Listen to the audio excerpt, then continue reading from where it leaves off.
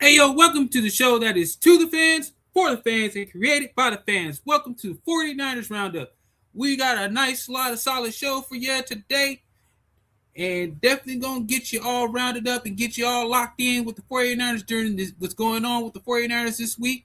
Definitely got some honors, some moves in the ownership box. We got George Kittle to talk about a little bit of Fred Warner, and a little bit of CMC, and another 49er left off another top 10 list. So definitely we going to get right into it. All this and more on 49ers Roundup. Damn, bitch ass boy, you a fan. Damn, fuck a hood, tax you for a gram. Damn, pussy nigga, do you know who I am? Damn, bitch ass boy, you a fan. Damn, fuck a hood, tax you for a gram. Damn, pussy nigga, do you know who I am? Damn.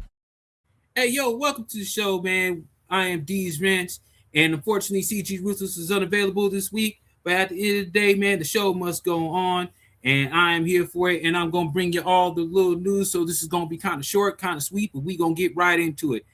And literally starting off with a former 49ers minority owner now taking over ownership of the Seattle Seahawks, man. So for all the folks that are out here trying to troll each other, man, it don't work like that. So we out here talking about we own the Seahawks. Literally, that may be the case for now. But shout out to Bernard Kosla, who is now taking over and bought the Seahawks at a record $9.6 billion. So just imagine he is a 3% owner and had a 3% owner stake in the 49ers. He now has to disinvest that, which meaning he does have to sell his 3% ownership stake in the 49ers to become the full owner of the Seattle Seahawks. So at the end of the day, this is definitely an opportunity for Bernard and his family to have an ownership of an NFL, a full ownership of an NFL team. A lot of folks, I don't even know a lot about Bernard outside. He's a tech philanthropist out of the Silicon Valley, and he had 3% ownership in the San Francisco 49ers. And now he's definitely has full ownership of the Seattle Seahawks. And now him having to sell the 3% stake, which could possibly go for a few $100 million. And if the 49ers were to even get close to even selling team, I think that team is worth about $10 billion to be exact. So at the end, it maybe even more. So at the end of the day, if the 49ers were to ever sell, I think they're about a $15 billion franchise. And Bernard bought this team at a record 9.6 billion. So I believe he paid a few $1 billion more initially than what the initial offer was, and that was just due to the passing of former Seattle Seahawks owner and Trailblazers owner Paul Allen, who passed away. And for this deal to go through, he does have to sell the 3% ownership, and anything he does invest in has to go through philanthropist projects. So at the end of the day, this is definitely a good opportunity for the new owner of the Seahawks. I believe his wife is definitely going to be having majority of the controlling interest and controlling of the team.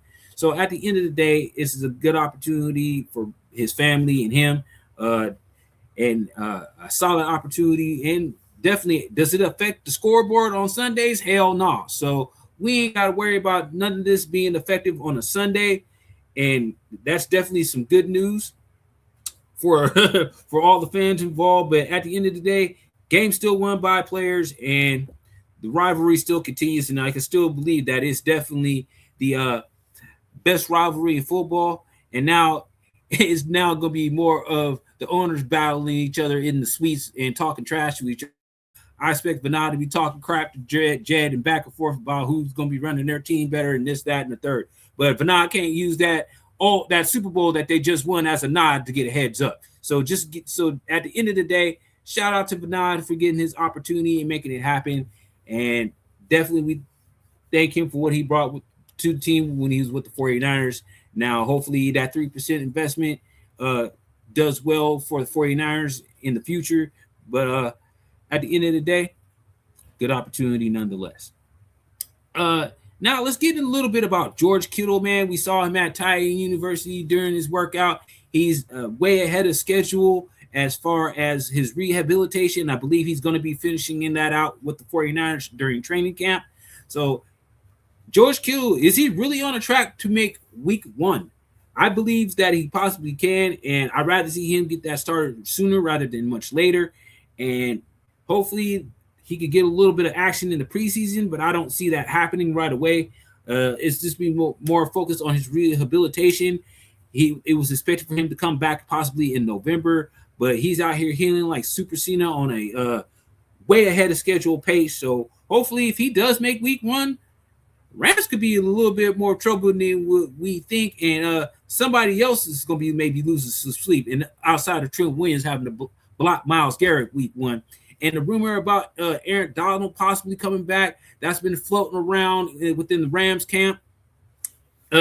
Not sure if that's yet to be true. We'll wait till the news breaks, but until then, Aaron Donald's still retired. And then we got some on the defensive side. We got some Fred Warner news. Definitely be him being voted the number 1 linebacker in all of the NFL, which is no surprise to me by the way he plays. Heat-seeking missile, seek out the plays, read plays indirectly, man. And his timing, his anticipation, his ability to stay calm under pressure. And none of these are accidents by any shape or the way or form by the way he plays. That's why he's earned the nod at being the number 1 linebacker, being the best linebacker in the NFL. And there's going to be, and I'm surprised Drake Greenlaw did not find himself on this list with the plays that he's made over his short career. I know it's been a lot of injury-riddled guys on here on this list as well. Azeez Al-Shaair, another former Niner, also made the list as well. So definitely shout out to the former 49ers who also made this list. I'm shocked to see Dre Greenlaw not on this list as well. But definitely it's going to be an opportunity for a guy like Dre to put a chip on his shoulder and go out and show why he could be on, why he should have been on this list as well. And the ESPYs, all in all, CMC wins the ESPY for Comeback Player of the Year. He did win the ESPY the year before for Offensive Player of the Year. So definitely congratulations to Christian McCaffrey. I definitely know he's definitely going to be the focal point of this offense going into this season. But he's going to be a part of a lot of big, huge pieces, and he's still going to be an intricate piece. Hopefully, what he has to do this year is definitely, number 1, stay healthy. Because we already know Kyle's going to run him into the ground for the most part. And at the way he's going to be going, for him to stay healthy is getting Kaelon Black and Jordan James involved in this running game, and maybe Isaac Arendo later on in the season when he happens to return, or if he still happens to be a part of the roster once he is able to return. So I definitely feel the need that Christian McCaffrey in this running back room could be a great opportunity, and him winning this award for Comeback Player of the Year. Let's see if he can finish the comeback and actually win a Super Bowl this year. But there's still definitely more to tell. It's definitely still more to talk about. Now, what I am upset about is this QB list that just came out on ESPN. And I'm definitely not too crazy or happy about it, to say the least.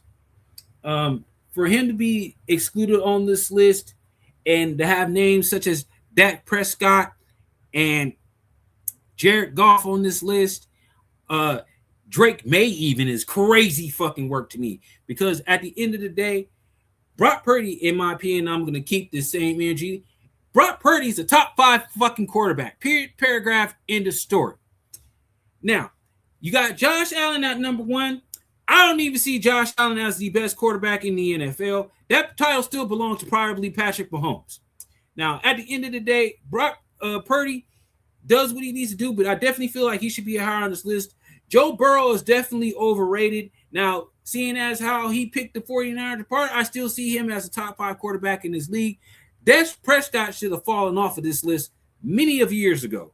The fact that he is at number 6 is crazy work. Matt Stafford at number 3 in a tier 2 as the 3rd-ranked quarterback in this league is crazy work too. Because Matt Stafford is a top 10 quarterback, no doubt. But is he better than Brock Purdy? No. But the Rams do have a high-powered offense, and it's going to be Brock's opportunity to do that this year, because I feel that the 49ers will have a high-powered offense this year with the way we're going to be doing things. So for him not to be on this list is absolutely absurd. a guy like Dak Prescott, who's been in an MVP running for the last 3 years and ain't came close to even getting it, and then still get bounced out the first round by the 49ers. And like I said, I'm keeping that same energy. Brock Purdy, top 5 quarterback easily. My quarterback ranking starts off Patrick Mahomes. Josh Allen, I'll put him at number 2. Lamar Jackson sitting at number 3. I got Brock Purdy sitting at 4. And then that list is free from wherever we go from there. But Brock Purdy is definitely the 4th or 5th best quarterback in this league by far, by none. Joe Burrow's overrated. He can't stay healthy. And if he does that this year, maybe he has a shot. Drake May on this list is absurd, despite the fact that he was in the Super Bowl, made it to the Super Bowl last year, but did absolutely nothing in it. So I'm shocked to see Drake May on this list at number 8. It is absolutely absurd to see.